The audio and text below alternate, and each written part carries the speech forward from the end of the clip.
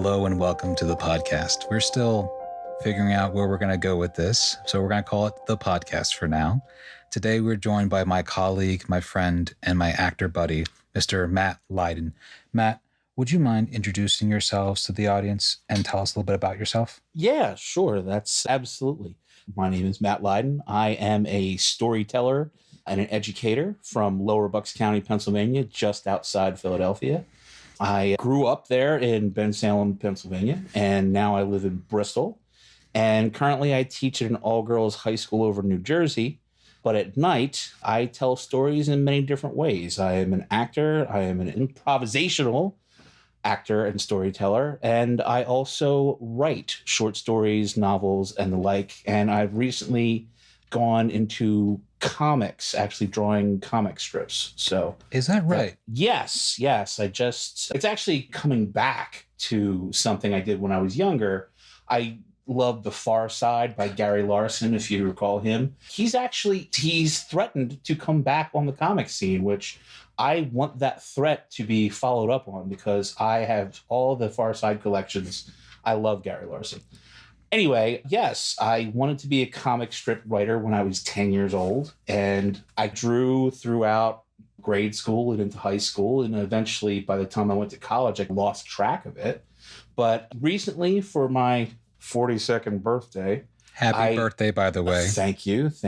I picked up a book by Linda Barry, she's had comics come out on Drawn and Quarterly, which is a good indie comic press, and it's called Making Comics. And this was basically her course book that she was teaching at, I believe, University of Wisconsin. She would say that she's not the greatest artist, but she had stories to tell. And I got this and I started reading through it, and it's fantastic.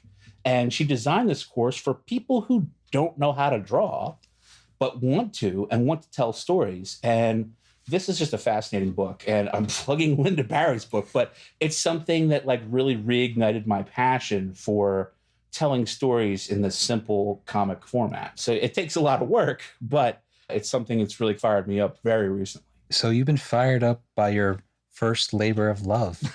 I have, yes, it's true. That's wonderful. I think that passions truly are cyclical. Am I saying that word right? Yes. Cyclical, absolutely. You're also an English teacher. That's right. So I will let you know if you're saying any words incorrectly. Which is why I like to refer to you with certain words. As the podcast will go on, you'll learn there are some words I have trouble saying. Anything with double R's, like Ferrari, referendum. That doesn't have two R's in there. For some reason, certain words like that, Forever Rocher. So if there were a referendum on a Ferrari inside the Forever Rocher suite at a Walt Disney property, you'd have a bad time with it? Correct. I would have to refer to my assistant that I don't have yet. Early days. I do have a couple applicants that are just very helpful and devoted people. Excellent. Yes. So, Mr. Matt, tell us, how do you know me? Yes, indeed. So the genesis of our friendship is around improvisational theater. And so several years ago, I was looking for a way to make some more money as an improvisational artist, which, despite what everybody out there in listening land thinks, you make really no money as an improvisational actor. Mostly you do shows for free in bars and any place that will allow you to go up. So opportunities to make money can be limited. But there is a place called Dinner Detective, an organization that's in 20 or more cities throughout the U.S. And it is murder mystery dinner theater. So there is sort of a script, but it really relies on the improvisational facilities of the actors involved to make the show go, because you have different audiences every time, different people play different parts. And I auditioned for this, and I landed a gig with them. Actually, not right away. I was not called back the first time. It was only about a month or two later when the person they took instead of me dropped out and disappeared. So they called me back, and then I came in, and that's where I started to work with you. But you had also auditioned for two other things I had been involved with, and I had seen you through the audition process with a place called Comedy Sports Philadelphia, and a long form group that I was with called Tongue and Groove Spontaneous Theater. Indeed. Yeah, why could I not remember? I spent 5 years with that band of folks. When you have a microphone in front of you, it makes everything a little blurry. Oh, sure. Yeah, I can barely see right now. I don't even know how many fingers I'm holding up, and I know that I have 10. Well, what's neat about the Philly area is it's such a tiny pool of talent. You're bound to cross people all the time in audition rooms. And you'll remember their faces, but not always have time to speak with them for varying reasons that we can go about in another episode. What's it like to audition in Philly or just in general? Sure. So let's go on because I know your time is limited. So let's go down the list. Whenever I meet a new actor, what's the first thing I ask them? What's the first thing you ask them? I don't know. I'm never there when you meet new actors. Well, the first thing I ask is, what got you into acting? Oh, see, that would make sense, right? That seems to be the first question. So what got me into acting? Oddly enough, I started doing theater before I did acting. And here's the deal. I mentioned growing up in Bensalem, Pennsylvania. They had a summer parks and recreation program in that little suburb. And you could go to any one of the middle schools or grade schools and do arts and crafts or go on trips to the zoo. But if you were between the ages of like 10 and 18, roughly fifth grade through senior in high school, they considered you mature enough to go to the summer musical program, which is at the local high school, Bensalem High School. So I was frightfully bored at the Parks and Rec program from first grade through fourth grade. So my mom thought it'd be a good idea to send me to the musical, even though I had no love for musical theater, because they have a stage crew and you can maybe swing a hammer or something. So I went and I did. I learned how to swing a hammer and use a Makita screw gun and all types of things. I sawed wood. I used a bandsaw. I had horrible nightmares about cutting my fingers off with the bandsaw and the table saw. And a wonderful guy, Thomas Humensky, who has just recently retired in the last few years. He was the shop teacher, the head shop teacher at Bensalem High School. And then begrudgingly, I think, took on this vow to teach kids how to do stage crew correctly over the summer.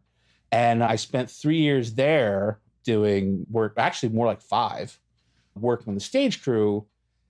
And anybody who has done like high school theater might know this. There's usually a division between the tech people and the acting people. So like the tech people are like, actors are stupid. And actors will say the same thing about crew people, like, you're an idiot. You just wear black and you hide behind the scenes. Of course, the real truth when you get to professional theater is that everybody works interdependently. It's not just one independent side versus the other. It's extremely collaborative effort. It is. But of course, at 10, 11, 12 years old, what did I know? I was an idiot kid. But by the time I got to freshman year of high school, I went to a smaller boys college prep high school, and they had auditions, and I heard the director was a really cool guy. So I went and I auditioned, and I got into a play called Moll by an Irish playwright named John B. Keane.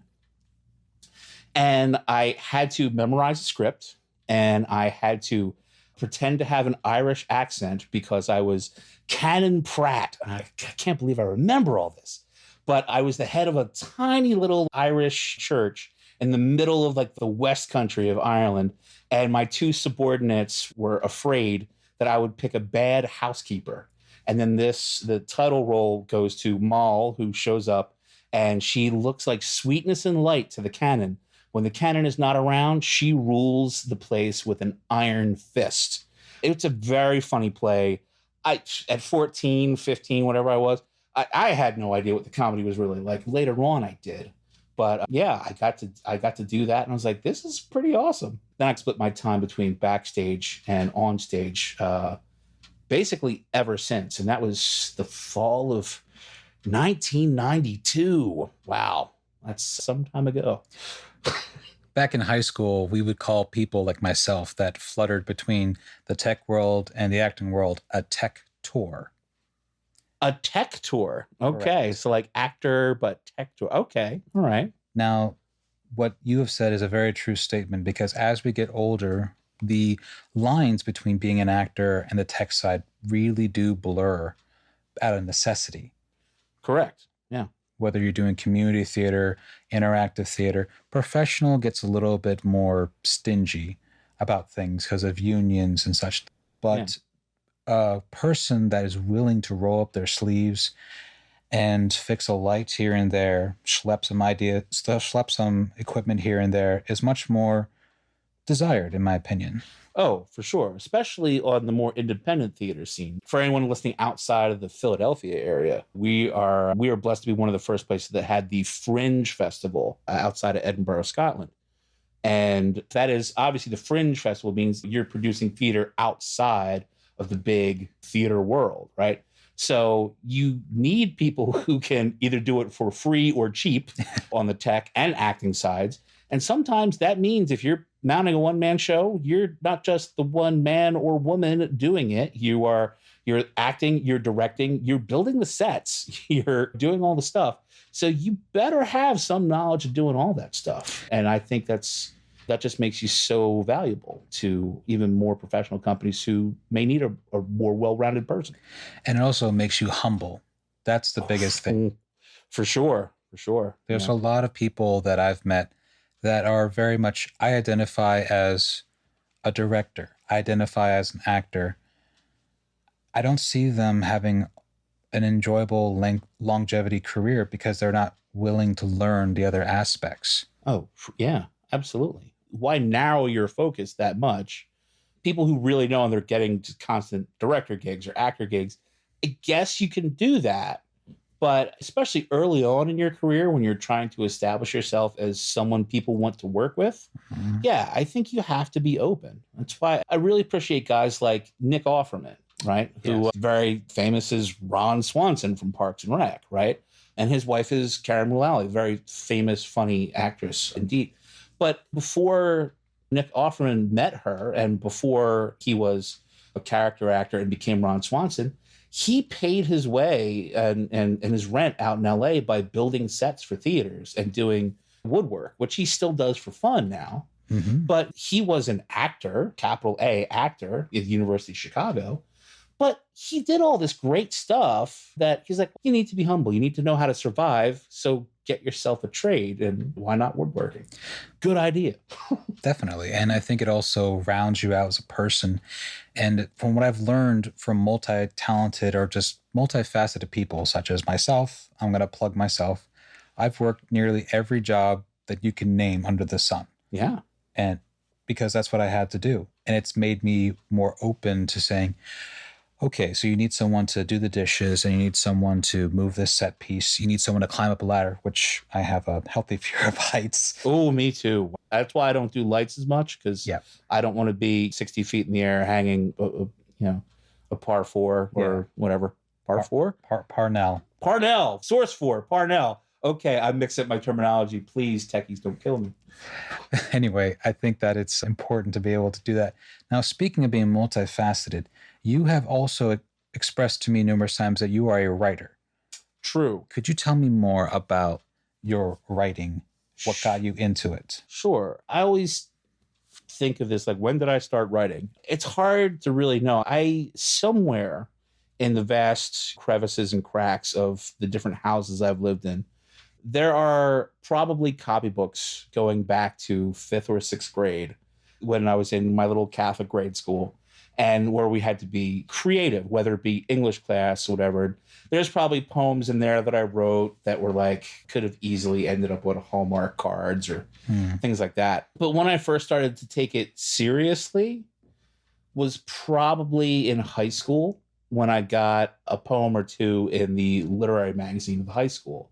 And I was like, oh, people are going to read this. That's cool. And it was, the mid 90s. And so I came under the tutelage and the sway of things like Def Jam, poetry slams, and things like that. So little angsty teenager, there's probably 10 notebooks somewhere filled with these long, angry, non-rhyming screeds of things that I thought were really heavy and deep as a 16 and 17-year-old. And So that's when I think I first really started to take writing seriously as a teenager. And then I, also started to read a lot of Ray Bradbury, the sci-fi icon, and Isaac Asimov and things like this. And I read Zen and the Art of Writing by Ray Bradbury. And he threw down the challenge: if you want to be a good writer, write a short story a week. And I was like, that sounds easy. Oh boy, there's that teenage ignorance coming out again. It is not easy, because that means 52 short stories a year, which sounds like, oh, I can read 52 short stories. Reading 52 short stories and writing them are two different things, as I found out. But it wouldn't be until about 2001 that I actually finally wrote like a novel length work.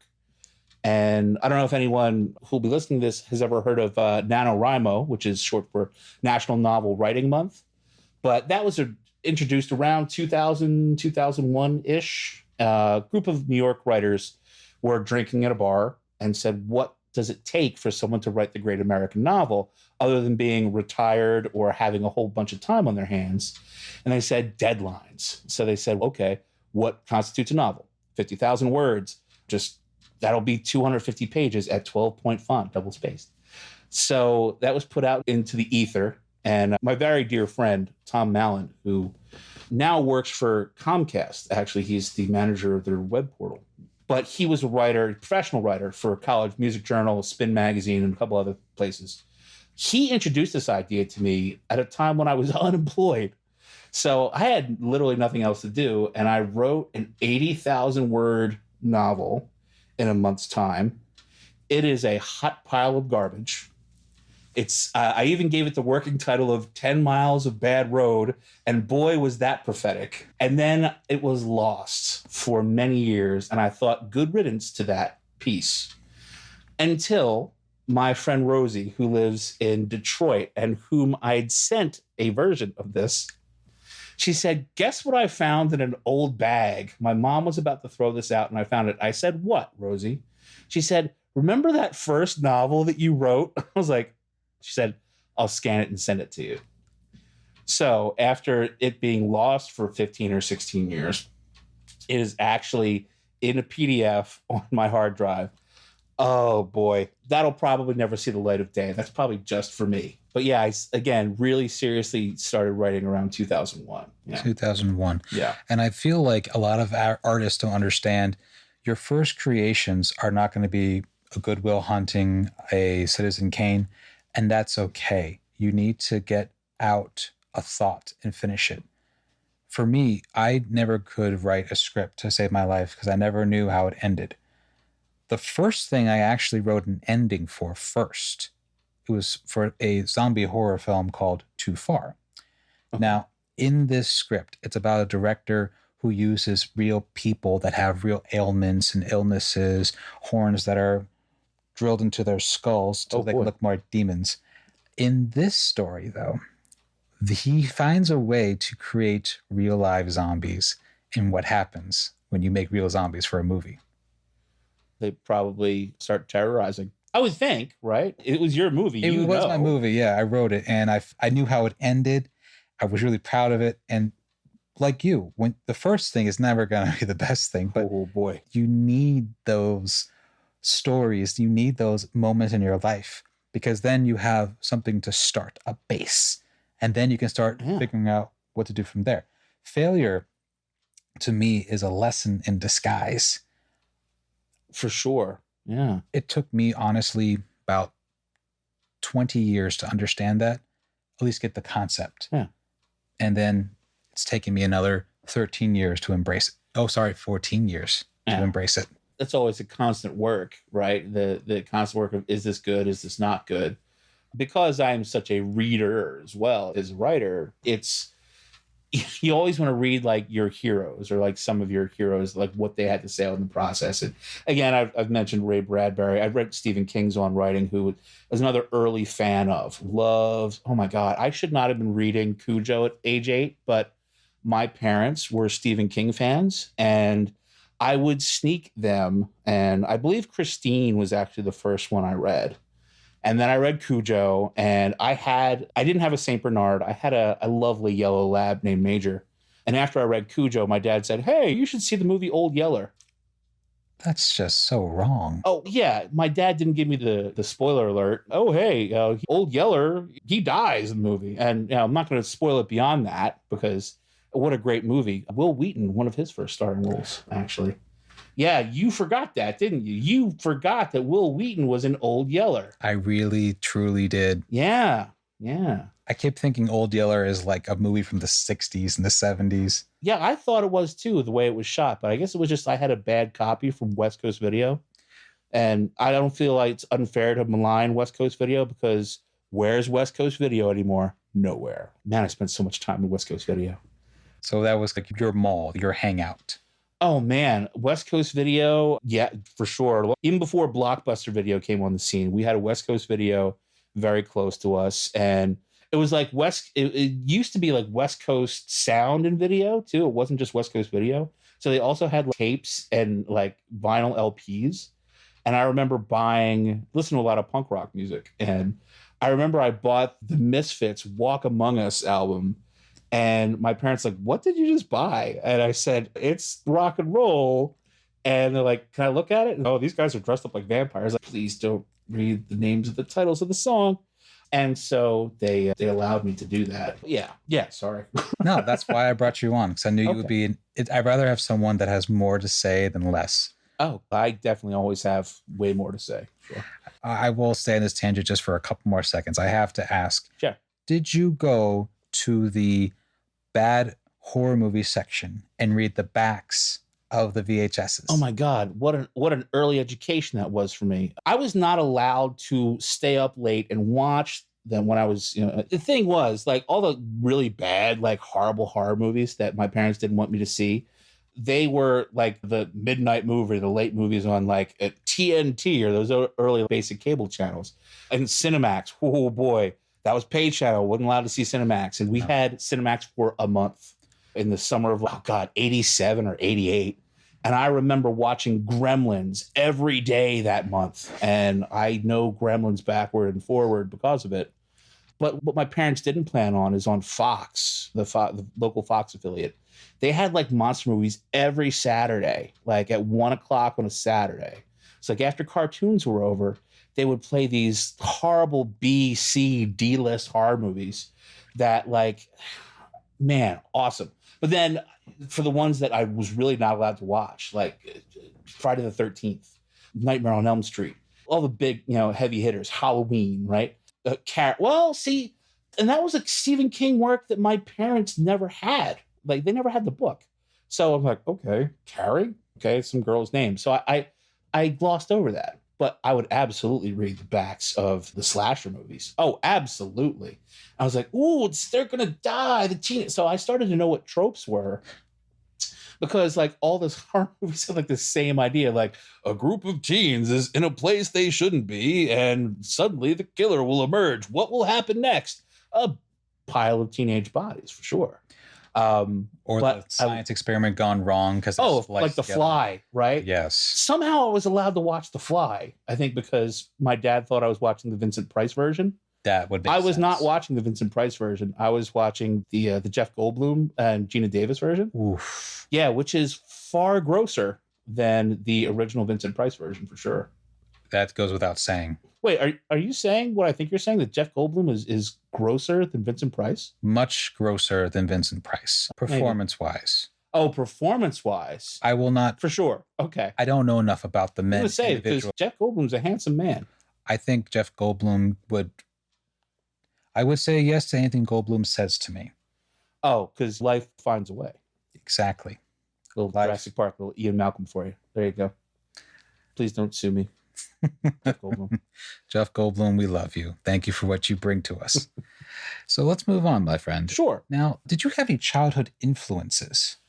Oh, yeah. Yeah. I was an odd kid. That's probably not a revelation.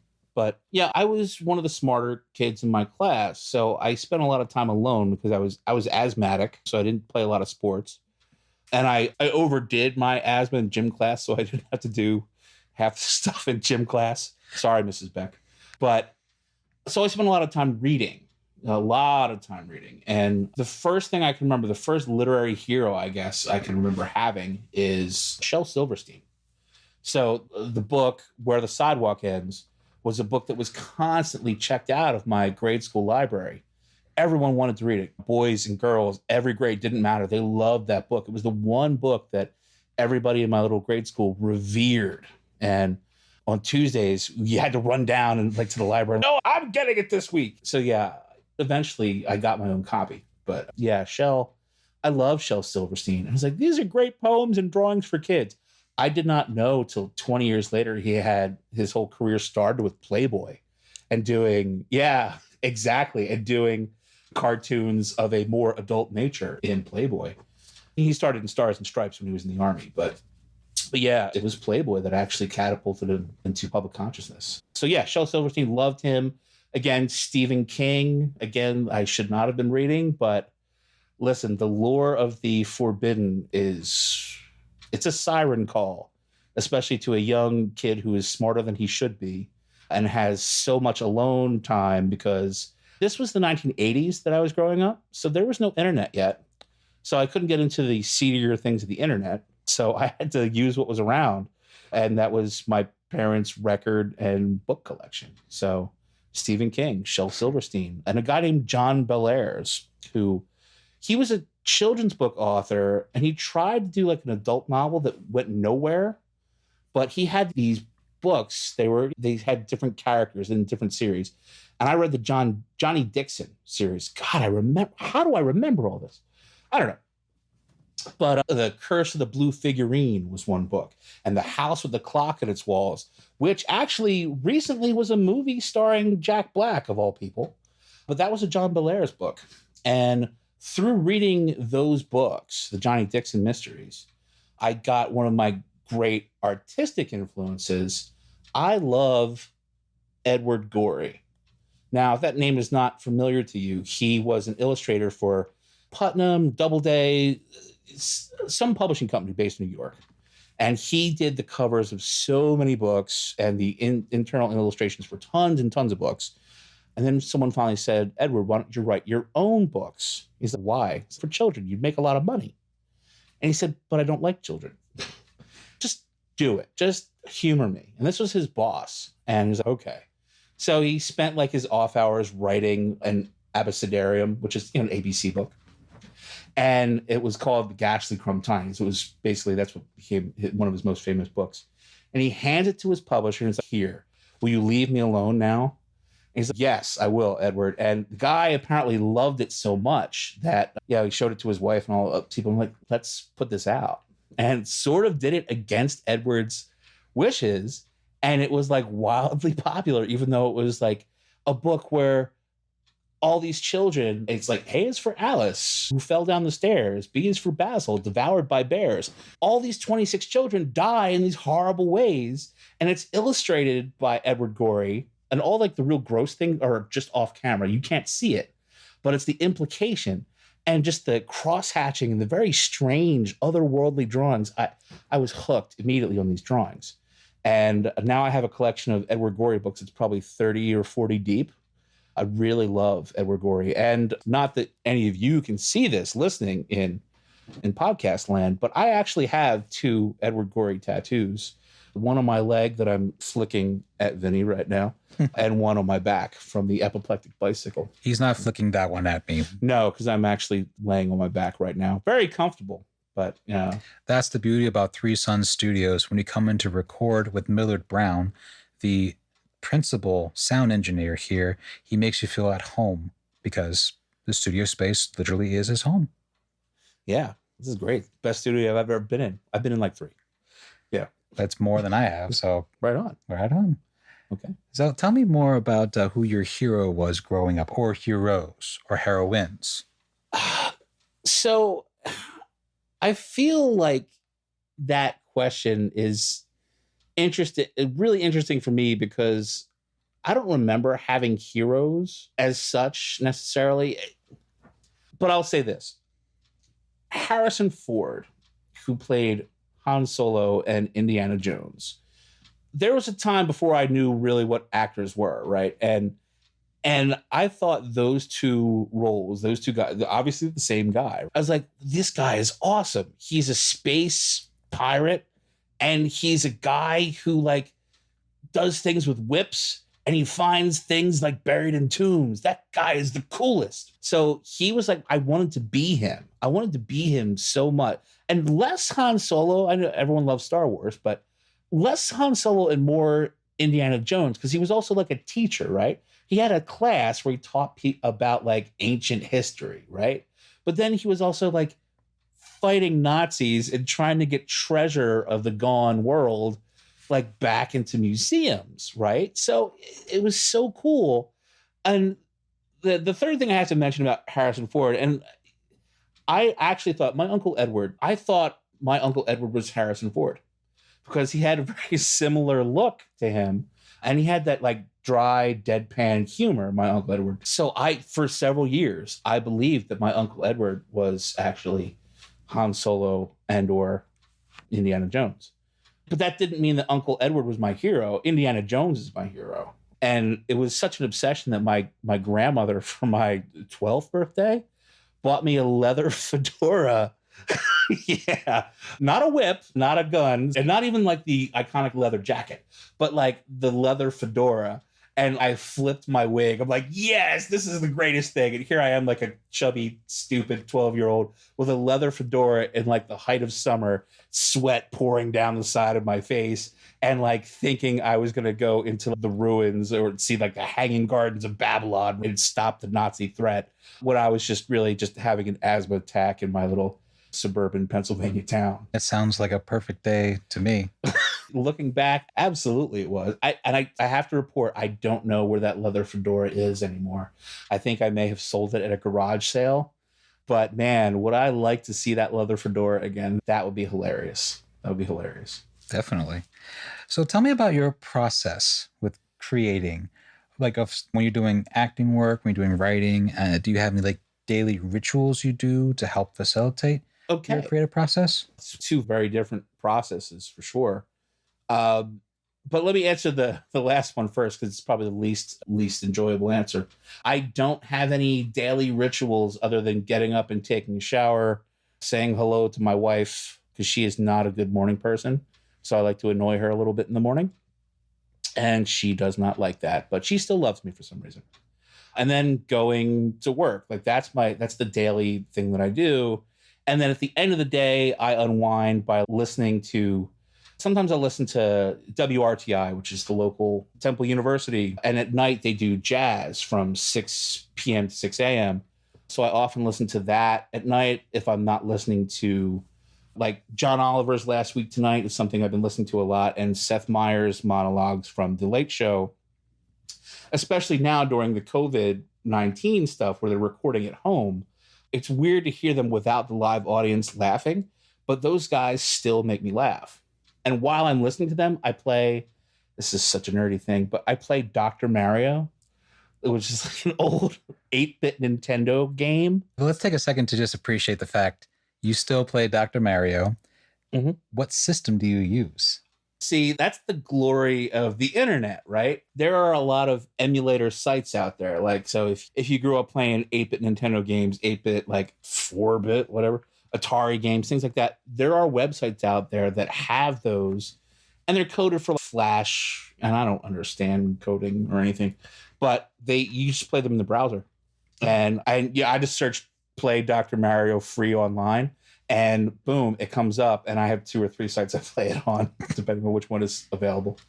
And I always set it to level 20, medium speed, because like 19 is not hard enough, but medium speed at 20 is just hard enough because it's all the way at the top, and you got to drill down, and it just gets harder after about 30 seconds when it starts to speed up. So yeah, that's, like I said, this is very disappointing. This is part of my ritual, but so there's that. As far as process, though, I'll go into my acting processes first. When I was at Drexel University when I initially went to college, and I had a director there, and she's retired now, but she actually lives out here in media. Adele Rubin is her name, and She has done theater forever. She's originally from like the East Village or somewhere up in New York. But I had been through a number of shows that she had directed, and she said to me, actually, she said about me in front of other people while I was standing there. She says, the thing about Matt is he understands the process. I had no idea what that meant. I was like, what are you talking about? Process. So I just assumed she meant how I approached a character on any show I'd been in. And the way I do it, and I think a lot of actors do this, they get the script, they read through it, highlight their lines and things like that. But you don't just read through it once. You read through it several times. Once to see the general shape of the show, and then you read it again to see what your character is really saying. And you read it probably 2 or 3 more times to see what other characters are saying about your character and what is revealed about your character through that. And I take notes. And this, again, this is basic stuff. But I didn't realize, I think, until I was in college that how many actors don't do that. And maybe it's me. I've always written notes in the margins of things, which I was not supposed to do as a Catholic schoolboy. Always had to erase those stray marks at the end of the year. When it was my own scripts or things, I would always write all over them because sometimes my thought process would change on something. It's like, oh, you could be a little more angry here or whatever. So I never had acting training. Like I've read all that. I've read the Chekhov techniques and way after the fact. I had no idea who Sanford Meisner was until I was in my 30s. I'd heard the name. I didn't know who Sanford Meisner was. I didn't know anybody. I didn't know who Uta Hagen. Uta Hagen and her 9 questions. I teach that now in a theater class I teach. But like, I had no idea what the 9 questions were. But I realized that I worked through the 9 questions like as a babe in the wilderness. I worked through those when I would do that. And so when Adele said that I understood the process, I think I just happened on the process. I didn't know that I was really doing something. But yeah, so I guess if it was anything close, it was probably I worked through it like Uta Hagen with the 9 questions. That's how I work through things. But then you can do all that work in isolation. But then when you get into the rehearsal room and you see what your fellow actors are doing and then what your director wants, then you start to shape it. It's like you come in as a basic, to use a block of wood as a thing, right? If you're carving something from a block of wood, you can get like the rough shape with a chainsaw, right? That's cutting off most of the stuff you don't need. But then is when you got to start bringing in the different levels of sandpaper and maybe a little gouge here or there. So then by the end, you have this really fully defined piece. And that's your role as you're playing it amongst these other pieces. And so it becomes a chessboard, right? So you might be the bishop and you have to play against the king and the queen of the other side. And I don't know why I brought that up as a metaphor, but I think it's apt because a role is constantly changing even as you're playing it on stage. Some nights are better than others, or maybe it's hotter that night, or the rhythm is a little off that night and you have to do something to speed it up or slow it down. And there's a different feeling that comes from that. And that's why live theater is never a finished work. And I understood that more when I got into improvisation. I can say more about improv later. But so yeah, that's how I look at acting. It's never finished. Now, when you're filming something, yes, there's the end. It's finished, right? But if live theater, no. First day of rehearsal, all the way through to a closing night, it's a living, breathing beast, and you have to treat it that way. Okay? As far as writing, it's about putting words on paper. That's the simplest thing to say. But sometimes what happens is I come up with an idea, okay? And I might be doing something else at the time. I might be washing the dishes. I might be teaching a class or something, right? I might be doing anything else, and this idea is tickling your head. And sometimes it's just a sentence, or maybe it's a paragraph, and you write it down. And sometimes those ideas that I write down, and I have to write them down, what I've noticed is when I had ideas that I didn't write down, I lost them.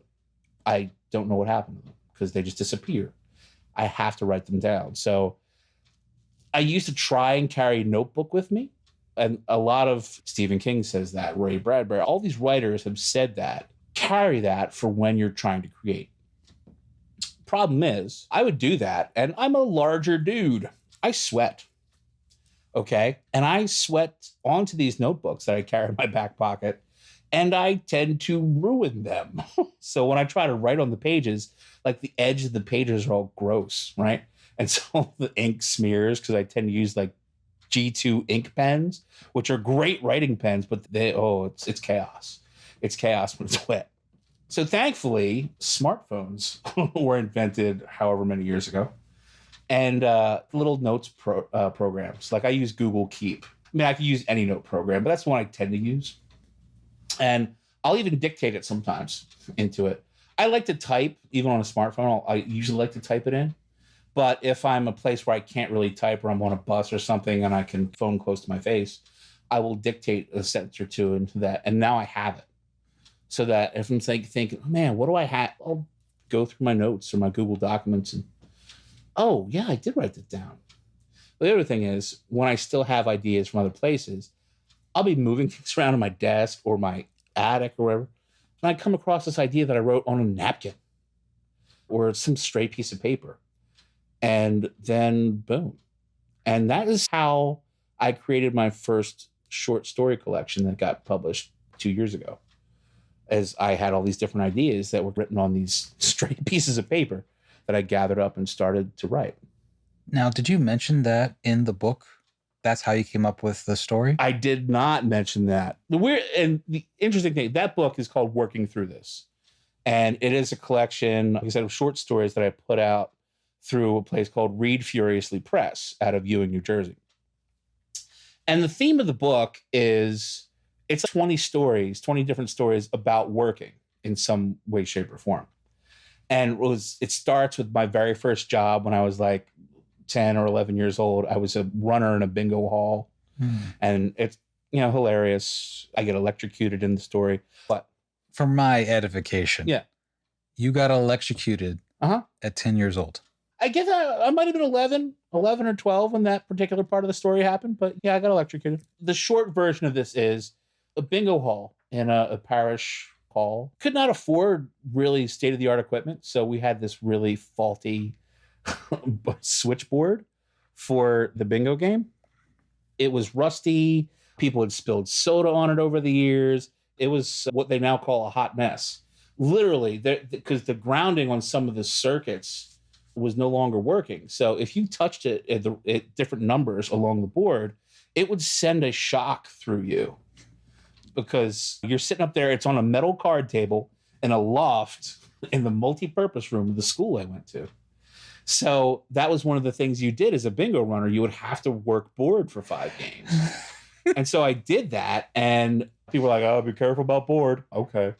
So, yeah, I'm drinking a Frank's Philadelphia soda, right? I'm drinking like a Frank's Black Cherry Wishniak, and I hit, I don't know why, but the numbers between 60 and 70, those were the worst. But the worst ones were 62, 67, and 69. They were the worst, okay? And it was 67 that actually blew the board. But if you've never been electrocuted, it sucks, okay? But more than that, you are basically you're completing the circuit, right?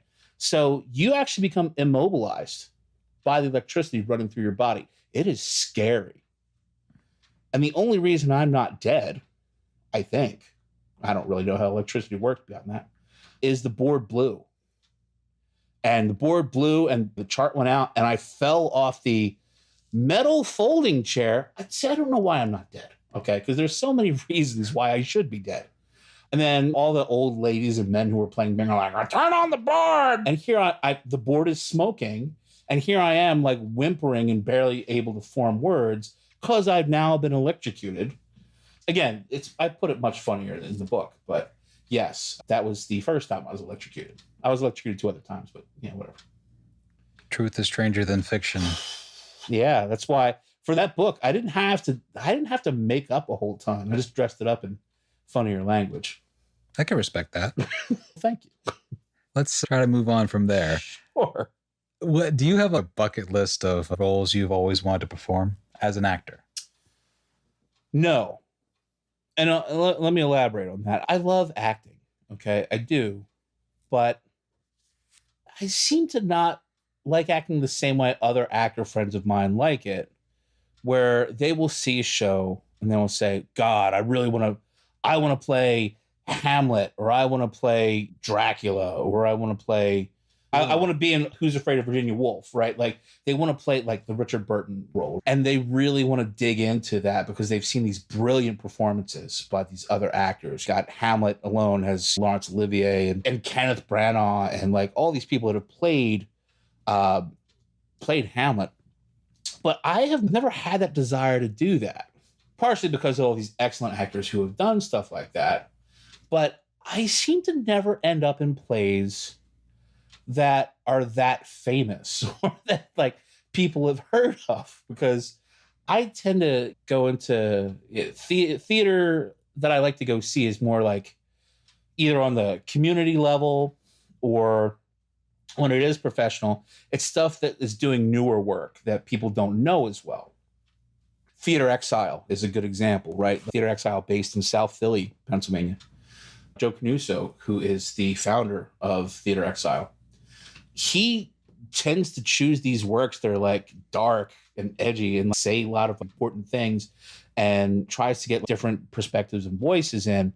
And there's several theaters, professional theaters in Philadelphia that do that from different perspectives. And I like to go see stuff like that. And even then, it's like, wow, I'm there to see what other actors are doing. But for me, I just like whatever I end up in, I was like, I'm going to make that thing the best thing I can do right now. So I don't look at bucket list roles. Let's put it this way. My bucket list is I want to have played something that people remember, but I don't care what that character is. So I just want to do the work. I don't want to say I'm doing this work to get recognized. I just hope that I've entertained someone for the hour or the 90 minutes or whatever that they're going to sit there and watch. And I just want to be a helpful castmate to the people I'm in an ensemble with. So it sounds like a cop-out, but it's not. I've never really had a bucket list of roles that I wanted to do. That's just the honest truth. At the end of the day, it's what you want to create, what you are comfortable with. And I don't blame you for not wanting to go after Hamlet or Batman or the Joker. This is more of me and what I want to play eventually, my own version of it. It's you just want to go out and do good work. Absolutely. I cannot fault you for that. Yeah. And you mentioned the Joker, and God, you have the guys who played it over the years, like Cesar Romero on the show, a guy who was like, he is the first modern representation we know of in the media. It's like, there is the Joker. That's the Joker, right? And if you look at him closely, he did the grease paint over his mustache because he did not want to shave off that mustache because he had like a successful nightclub act and he was in films and things. He didn't want to cut it off, right? But what a joyous, like watching him was joyous, right? And then you have Jack Nicholson in years later, and he does this creepy, like he balances the creepy and like the joyous of Cesar Romero. And it's like, okay. And then just Jack Nicholson's face. Like he didn't even have to have much of plastic surgery on that, but there it is. He's 88. I was 10 that summer. And like I saw, that was the thing I looked forward to all that summer. Oh my God, I had to see this Batman. That's where I fell in love with Tim Burton films too. But then you have the late Heath Ledger, who like, changed the game. It's like you can't, it's almost like you can't do the Joker anymore after Heath Ledger's, again, he ends tragically because of addiction and things like this. But what a massive performance. Holy crap. Transformation. Yeah. And I thought there could be nobody that does the Joker after that. But then Joaquin Phoenix in Joker? Whoa. Okay. I thought there was nowhere left to go. But then he goes in this other direction, still like with the mental illness angle. But then what a beautiful, you can say what you want about the rest of the movie and the pacing, whatever. But the character study of Arthur Fleck and what he does to elicit that, Man, wow.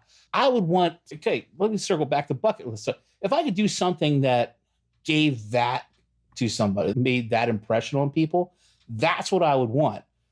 I'm not going to be the Joker.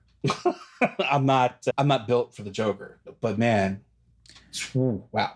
Sorry. No, you're fine. And if you actually go back and listen to Joaquin Phoenix talk about the movie, he always wanted to do a character study of one of these guys, these iconic roles.